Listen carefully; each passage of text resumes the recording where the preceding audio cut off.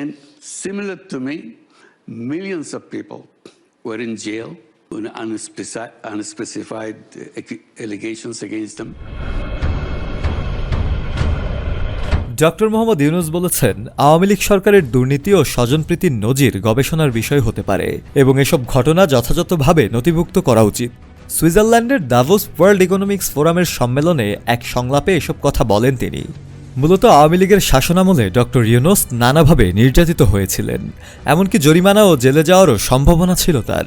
কিন্তু সময়ের বিবর্তনে এখন তিনিই দেশের সরকার প্রধানের দায়িত্বে আছেন।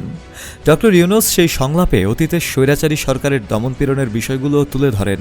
তিনি আলোচনা করেন ওই সরকারের সময়ে নিজেও রসানলে পড়েছিলেন তিনি এবং জেলে যাওয়ার জন্য মানসিকভাবে প্রস্তুতিও নিয়েছিলেন।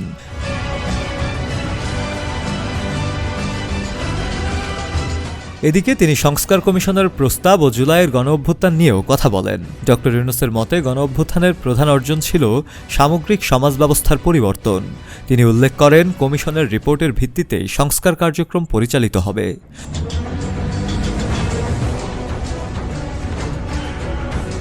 তরুণ প্রজন্মের প্রতি নিজের আশাবাদ ব্যক্ত করে তিনি বলেন, ভোটাধিকার প্রয়োগের সর্বনিম্ন বয়স 16 করা উচিত।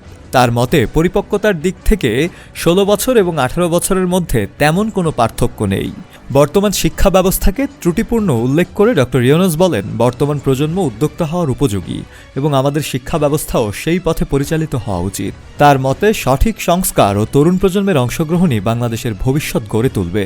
সে আলোচনায় আরও অনেক বিষয় উঠে এসেছিল। তার আলোচনা বেশ প্রশংসিতও হয়েছিল তখন।